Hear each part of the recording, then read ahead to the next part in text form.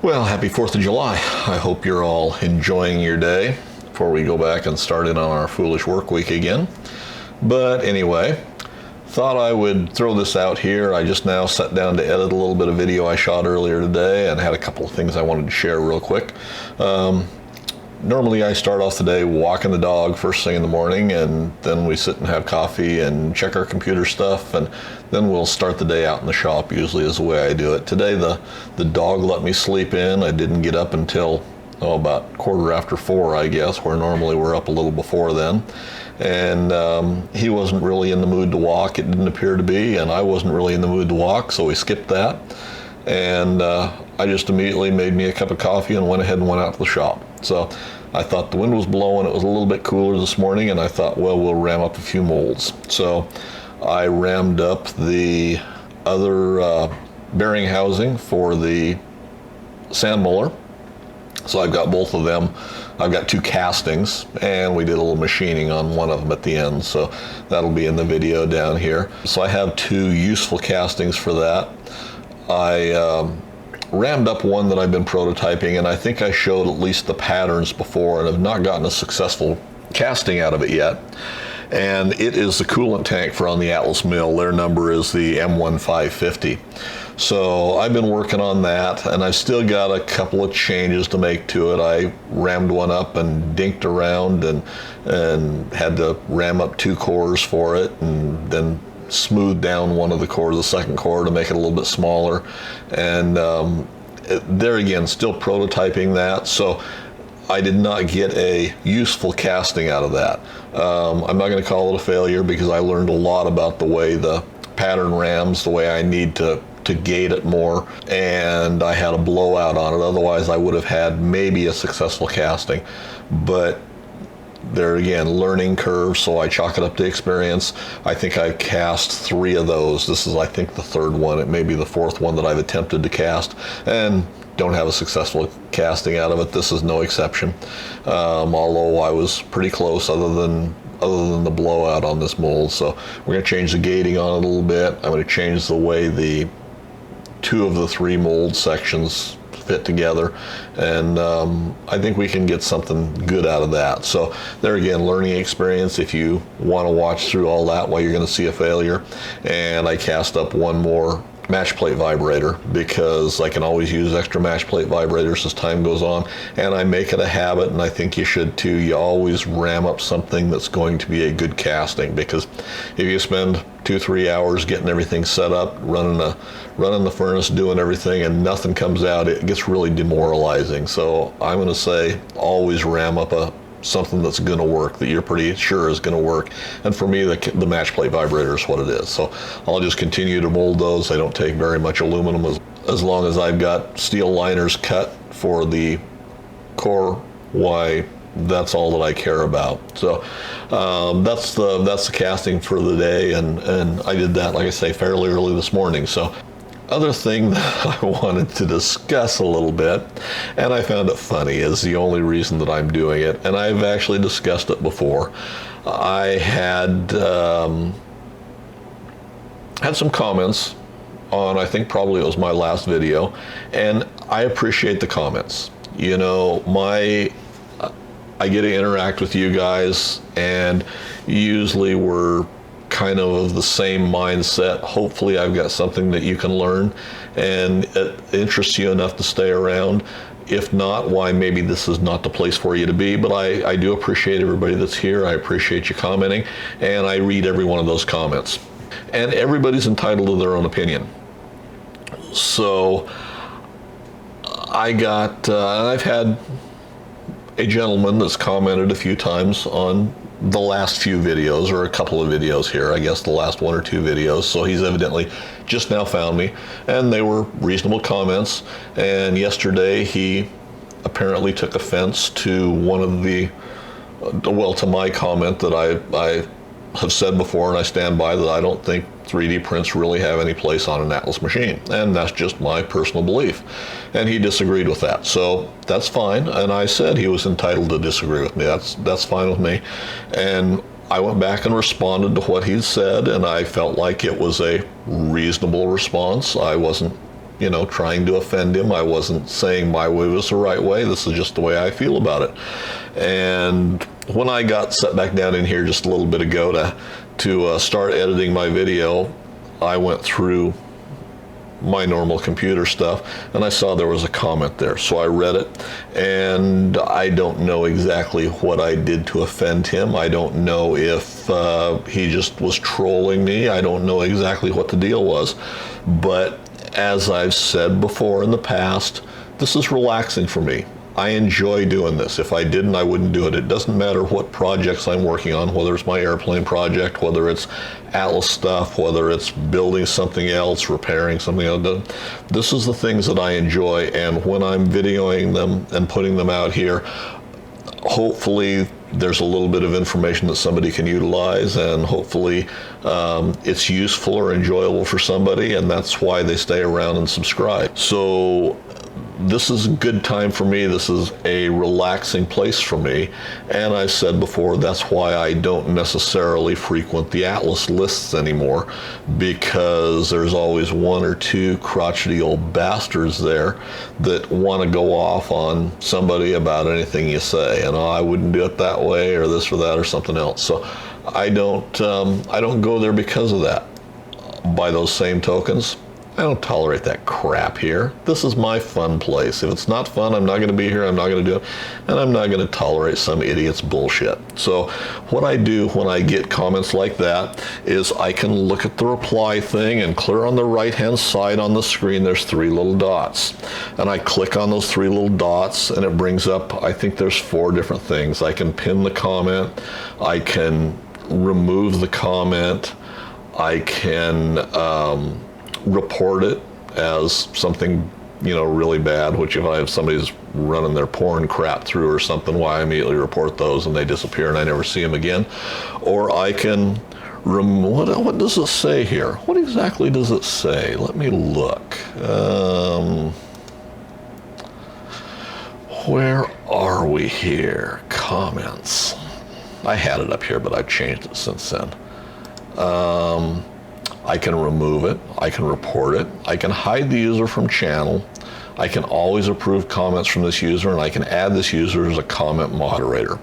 So the first thing I do when I see a comment like the one I discovered this morning is I hit the little button that says hide user from channel, and then I go right back up and I hit the button that says remove. And it's real simple. And my world is still a nice, calm place. You know, we are so intolerant of everybody in the world right now that everyone thinks they're someone, and we're all really not. So I don't get upset about those. I don't get unhappy. Doesn't bother me a bit. There's someone negative apparently that's entered into my life, and I've just sent them on their merry way, and I go along just happy as can be. So anyway, there's my little rant for today. So I appreciate you guys being here that are still here. You know, if I've had to send you on your way, there's probably, at least in my mind, a reason for that. So if you want to stay through the rest of the video, you're going to see me ramming some molds. You're going to see some problems with some molds. You're going to see 1 or 2 that are usable molds, and I'll show a little bit of the finished machined wheel hub that I've got so far done. So anyway, enjoy the rest of your day, and as always, thanks for taking the time to watch, guys. Several different ways this one can be done, and I've probably overcomplicated this, but we're gonna ram it up and see what's going on. I have already rammed up one more hub or bearing carrier for the wheel on the sand muller, so it's, I think, probably going to be a functional mold. It's not a very good mold. I've got some fallout in the center and everything. There again, like I said before, for a one-off thing, why I'm going to cast it up. We'll see how it comes out. If I have to spend a little more time machining on it, why, there's only the 2 of them to do, so I'm not going to be too concerned about it. Sand's still a little bit wet, and that's part of the reason I'm playing. If I ram up one more set of molds, why then that'll help dry it out a little bit. Otherwise I'll probably be sitting for the next week waiting for it to get to the proper temper. So I just added too much water to it, my fault, and it's humid enough, and in the sand bin, why, it's just holding enough moisture there around the edges that it dries out. But nonetheless, So anyway, this is more a pattern development casting day than anything else. I'll throw in a couple little ones that, like I say, like my little plate vibrator that always comes out. I may do another one of those. But this is the casting setup that I've done for the oil tank or the lubrication tank that was an option for the Atlas mill. Now I've tried to cast this one a couple of times and I've not been successful. It shorted either 2 or 3 times I've tried to cast it up. So I've got, a lot of times I can sit back and look at some of this stuff and it'll give me some ideas about how I need to change or what I need to change in the process to make it work. So I've got, the bottom line is I'm changing the gating around extensively on this. And this is I consider fairly complicated, and there again, there's 8 million ways to do something. Now I've got 3 flask sections on this one, and I've got 3 plate vibrators on it too. So I've got three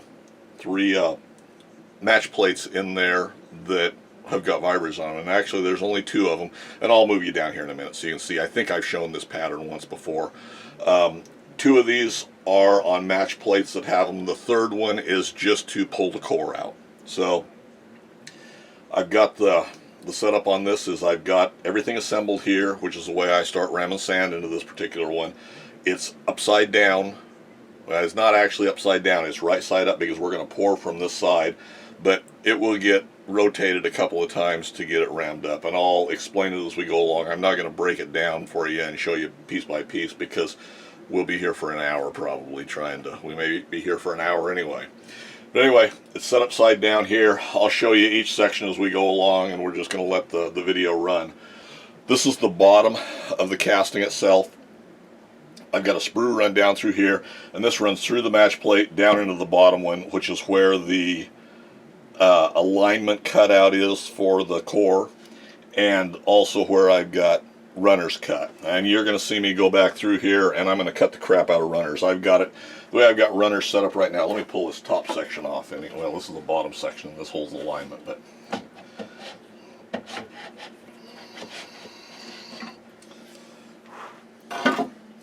so this is the base of it. Down in the bottom match plate, I've got a runner that runs around this way and around this way, and we've gated it in on these 2 sides. I'm going to run gating all the way around, or I'm going to run runners all the way around and gate it in at least once on either of these sides. So I'm gating from, or I'm feeding from all 4 sides. I'm going to feed in from the bottom. It'll fill up here. We've got a riser here. I'm going to run both a sprue extension and a riser extension just because I want as much head pressure as I can get within reason on this pattern. And it's fairly thin, so we'll pour it pretty hot. And what I'm going to do is we're going to ram the first part. I guess we can just do it. Here's our riser. Sits right in the bottom because there's a fitting that goes in the bottom, so we're not, that'll get it drilled out and tapped. So we're not having too much, hopefully, to have to machine off or file off or whatever we're doing.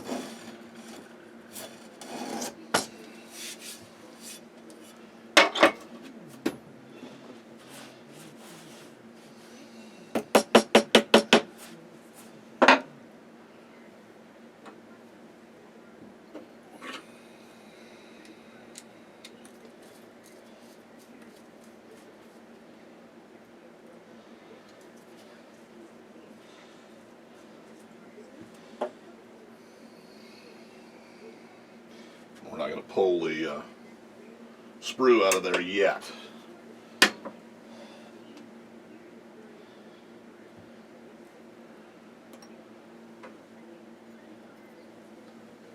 Haven't fired up the compressor yet this morning. It's still a little bit early. I don't want to irritate the neighbors too bad quite yet.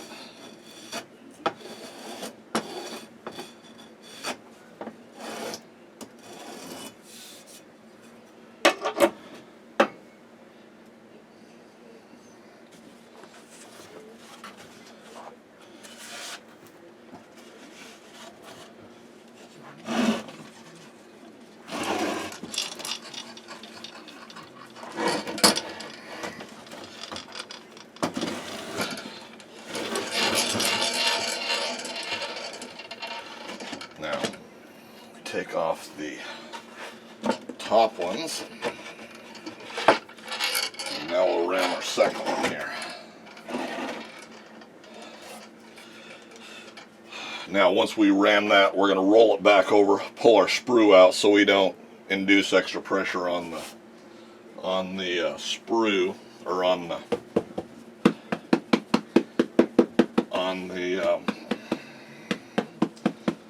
mold that's already rammed up, because these sprues and that riser are a little bit long.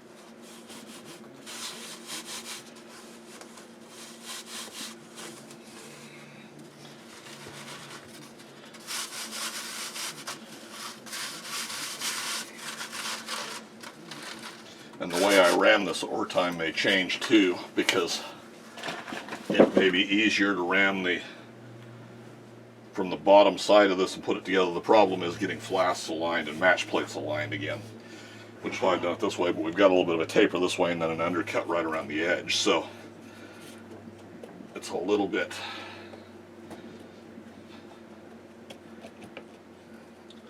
more difficult to get it rammed up. But there's not much, so it's not that big a deal.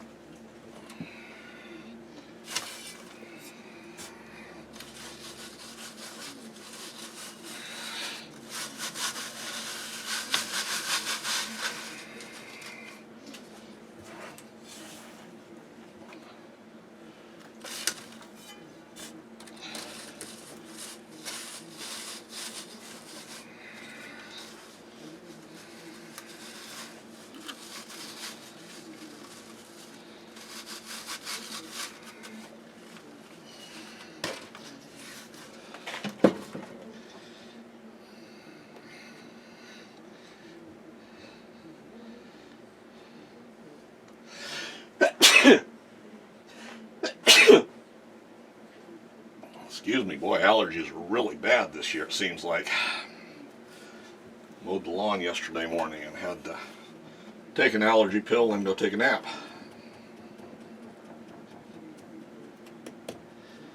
There we go.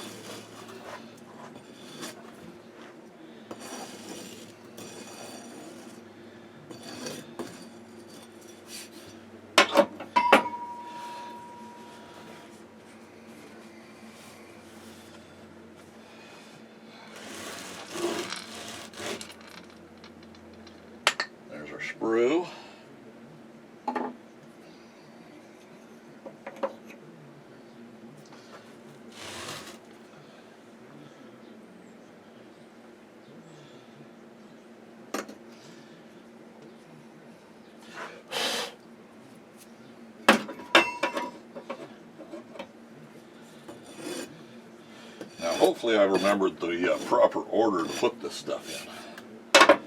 There's always that possibility that I've made a mistake.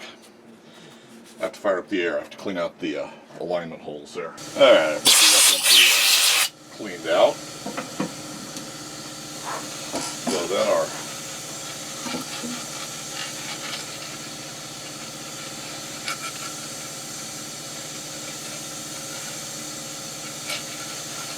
next plate will go on here just like this, and these alignment pins have to run down in here, and we've already screwed the pooch because we needed to ram the outside of this and then ram it in because we've got runners in here. So let's just hand cut our runners. We're going to recut some of them anyway, so it's not going to be that big a deal.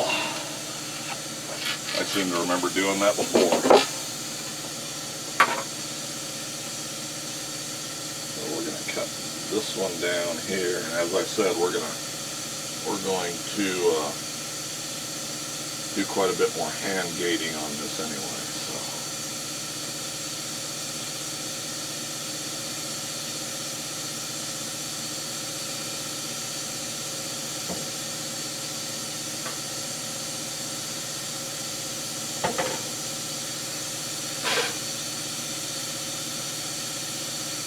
I think we're going to run gates probably here, here,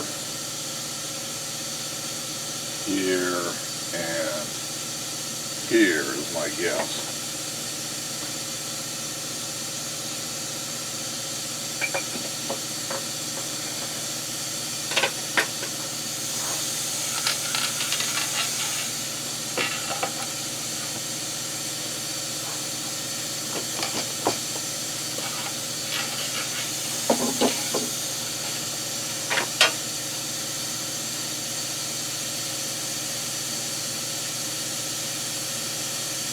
Like I say, we're prototyping today.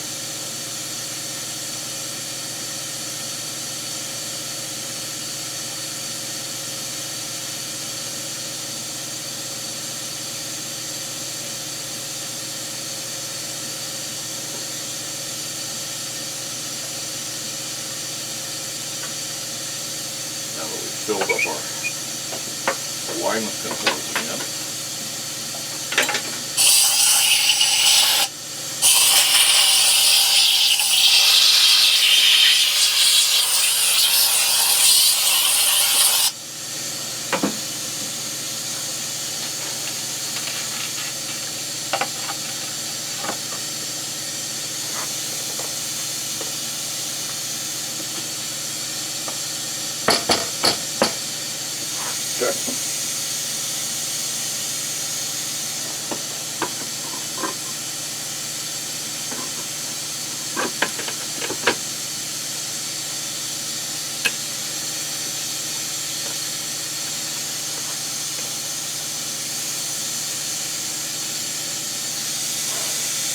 yeah, we haven't complicated this at all.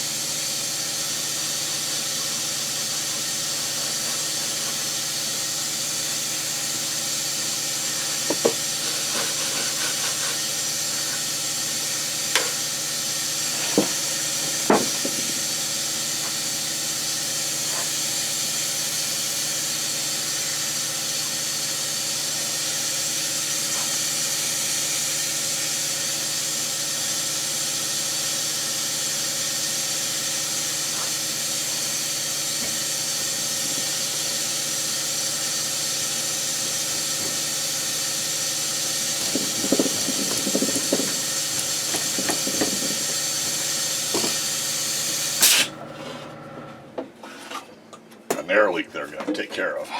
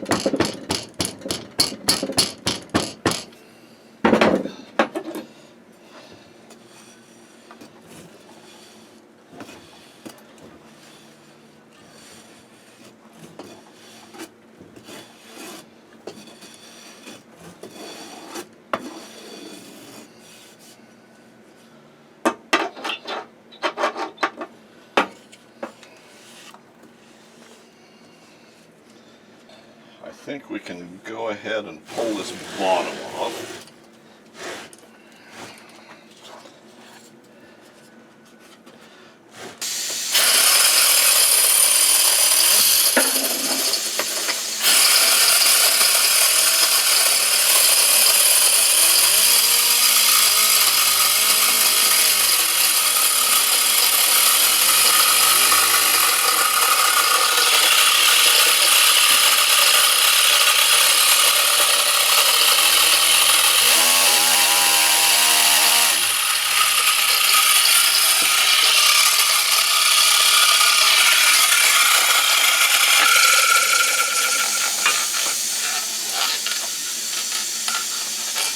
Okay, there's our top part. Now, the reason you pull that first, or the reason I pulled that first, is because there's nothing down in the bottom. If something falls down here, we just got to blow it out. There's nothing that's really going to collapse or anything on this section. We've got our core that's going to come out. See, we're not going to pull the core. Are we going to pull the core now? Yeah, I believe actually we are going to pull the core, but before I do that, I'm going to go ahead and gate this section because I don't want to forget it. So let's open up these feeders.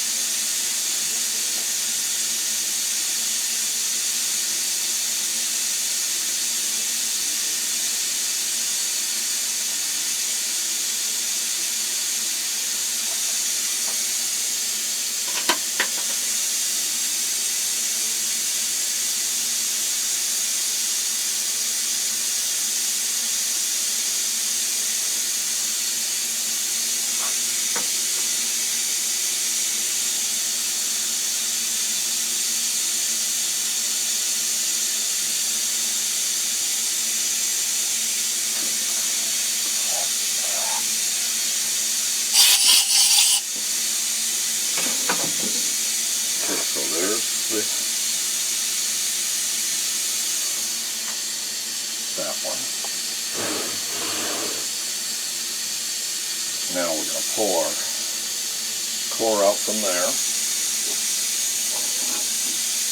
see what we can do here. Let me step out of there. Now for the core to come out, what we want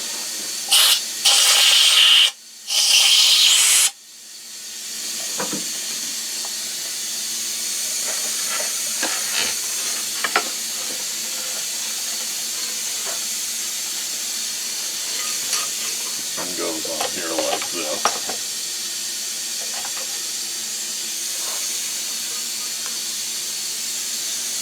How about if we put it on here like this? That looks better. That looks better to me. Now, what we've got is a little short bolt that goes in here like this.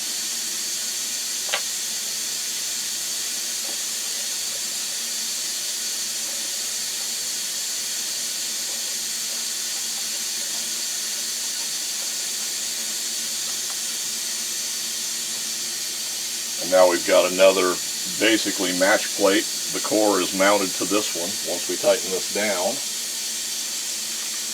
where it wants to go, just take these two pieces .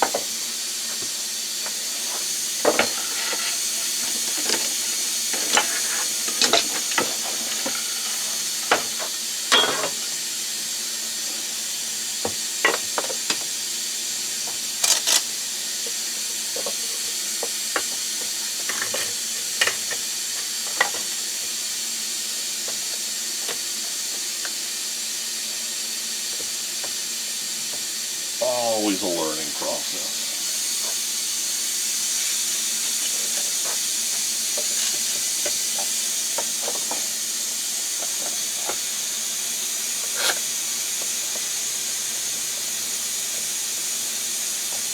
Plant them right on there, and we've got an alignment guide.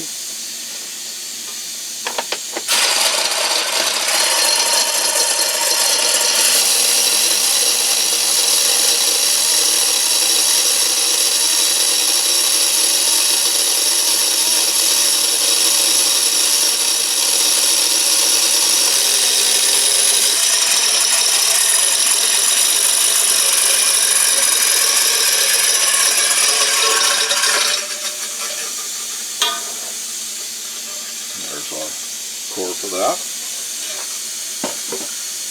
Put it out of the way. Got a little bit of tear out along the edges.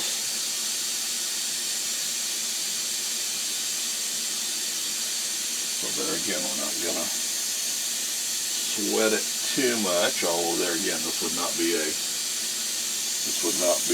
good enough to go out to a customer, I don't believe.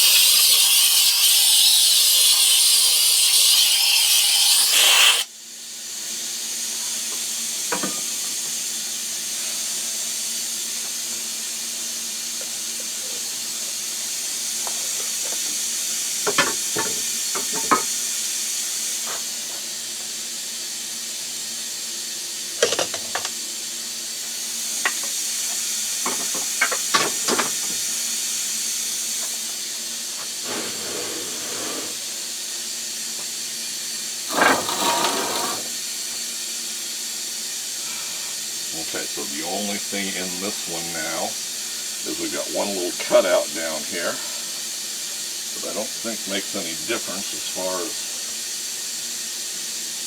maybe we'll go ahead and run the vibrator on it.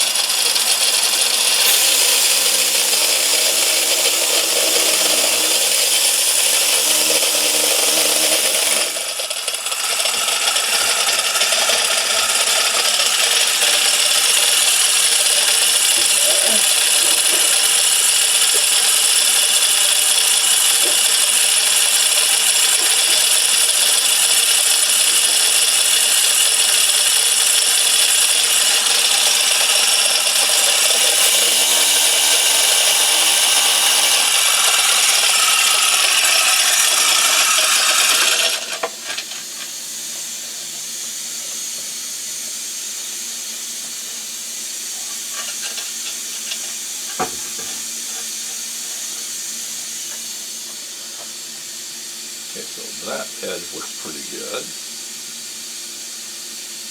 That shouldn't matter. Clean out right in here just a little bit.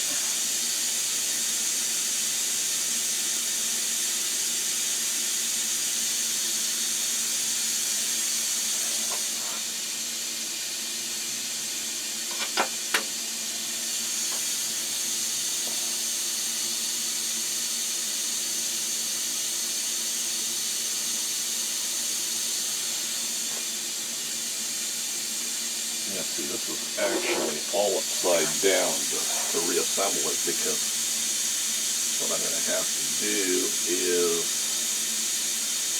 either have to put it together upside down,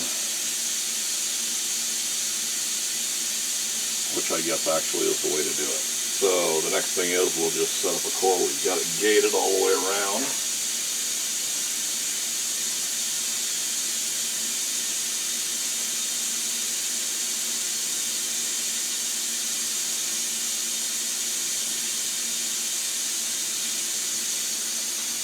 Gating back here.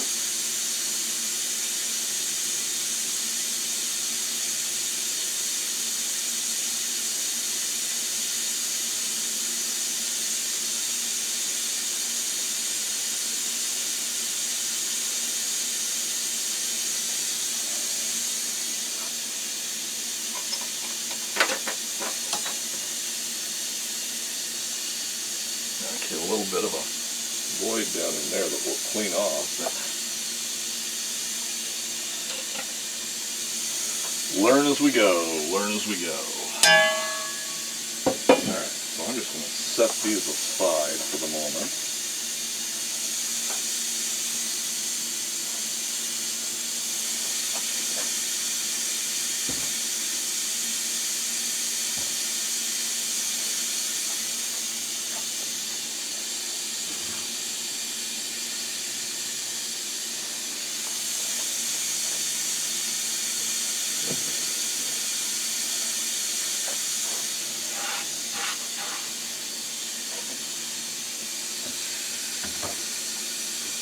So there's our bottom. Now I guess we need a core.